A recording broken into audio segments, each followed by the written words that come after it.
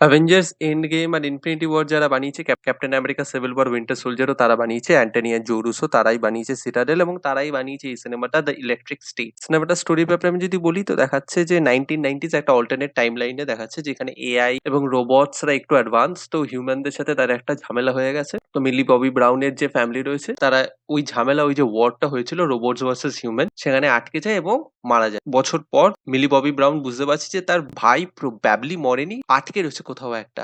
একটা রোবট তাকে হিন্ট দেয়, তো তারপর সে একটা অ্যাডভেঞ্চারে বেরিয়ে পড়ে তার ভাইকে খুঁজে পাওয়ার জন্য। তো রাস্তায় তার দেখা হয় ক্রিস প্র্যাটের চরিত্রের সাথে, যে একসময় রোবট ভার্সেস হিউম্যানের যে যুদ্ধটা হয়েছিল সেখানে ও আর্মি ছিল। তো ফাইনালি ও জানতে পারে যে ওর ভাইকে একটা বিশাল বড় কোম্পানির একজন আটকে রেখেছে, কারণ তার ভাই একজন চাইল্ড প্রডিজি, যার ভিতরে একটা পাওয়ার রয়েছে যার মাধ্যমে হিউম্যান কনসিয়াসনেস রোবটের ভিতর বা ড্রোন রোবটস এর ভিতর দেওয়া যায় এবং they can fight against robots, the actual AIs. তো সেই টেকনোলজিটা তার মাধ্যম দিয়ে অ্যাক্সেস করা হচ্ছিল। তো ওর ভাই বলে যে ভাই আমি ক্যাপটিভ লাইফে থাকতে চাই না, ইউ ফ্রি মি। তো ফ্রি করতে গেলে একটাই রাস্তা রয়েছে, ইউ হ্যাভ টু ডাই। তো Millie Bobby Brown with a heavy heart দুঃখের সাথে তার ভাইকে মরতে দেয়, যাতে এই জিনিসটা মানে ওকে যাতে এক্সপ্লয়েট না করা হয় এবং রোবটস এর এই যুদ্ধটা যাতে আটকে যায়। তো সেটাই হয় এবং ফাইনালি যে রোবট কর্পোরেশনটা চালাচ্ছিল স্ট্যানলির যে চরিত্রটা রয়েছে সে ধরা পড়ে এবং everything slowly gets back to normal. তো আপনি এন্ডিংটা দেখে বুঝতেই পারছেন অনেকটা টম ক্রুজ এবং স্টিফেন স্পিলবার্গের যে সিনেমাটা রয়েছে মাইনরিটি রিপোর্ট, সেটার উপর অনেকটা বেস করা। দেখুন, এই সিনেমার যে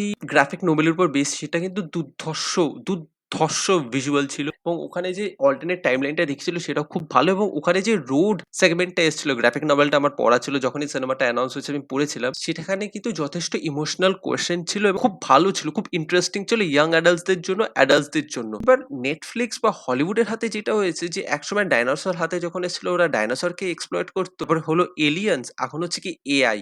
এখন এই এআই আর রোবট জিনিসটাকে ওরা এত বেশি এক্সপ্লয়েট করবে যে জিনিসটা এবার ওভারস্টাফ হয়ে যাবে, এবং সেম জিনিস এখানে। আমি দুটো সিনেমার নাম বলছি, চ্যাপি এবং ফেঞ্চ। একটা টম হ্যাঙ্কস রয়েছে এবং চ্যাপি আপনারা সবাই দেখেছেন। দুটোই আপনি দেখবেন ইমোশনাল কোয়েশ্চেনটা কত ভালো, ওখানে ইমোশনালি আপনারা কতটা ইনভেস্ট হয়ে যায় একটা হিউম্যান আর একটা রোবটের সাথে। এবং এখানে দেখুন মিলি ববি ব্রাউন বেরিয়ে পড়েছে একটা রোবটের সাথে, ক্রিস প্র্যাটের সাথে দেখা হচ্ছে, সেখানে কত ইমোশনাল ডেপথ নেই।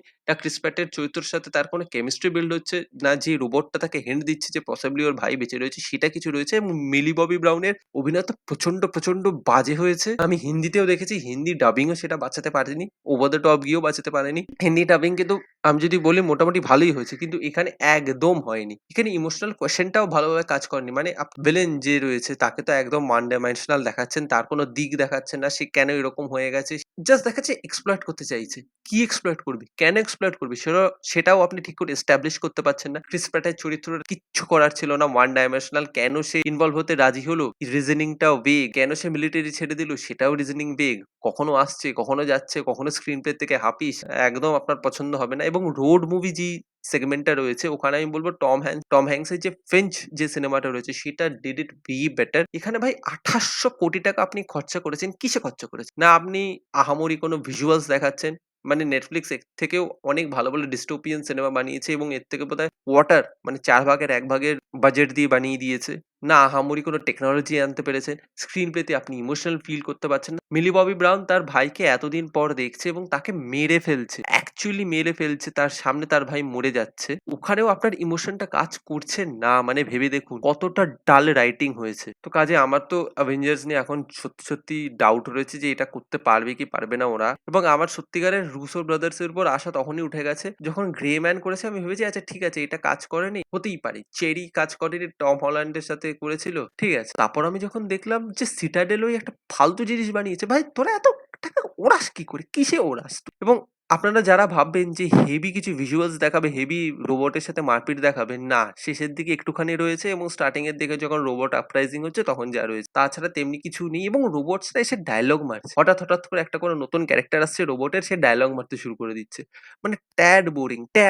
এবং মিলি ববি ব্রাউন মানে স্ট্রেঞ্জার থিংস এর থেকে আপনারা ফেমাস হয়েছে গডজিলা, কং ভার্সেস গডজিলা, এবং গডজিলার যে সেকেন্ড পার্টটা হয়েছিল কিং অফ অল মনস্টার, সেখানে ওকে একটু দেখিয়েছিল, ভেবেছে হেভি চলবে। ভাই বেকার ভাতার স্টুডেন্ট এ তোমার, আমি বুঝতেই পারছি। তো ওই বেকার ভাতা দিয়ে একে তুমি যতদিন টানতে পারো টেনে নাও। স্ট্রেঞ্জার থিংস তো এই ফাইনাল সিজন আসবে, তারপর আমি দেখবো এই কতদিন চলে। তো আমার তার পারফরমেন্সও এমন কিছু লাগেনি।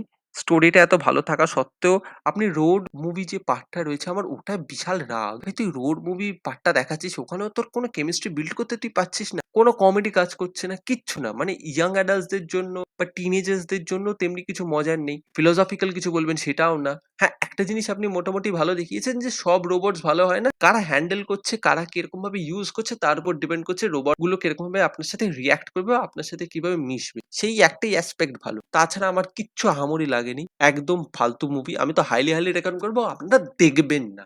Avoid this movie.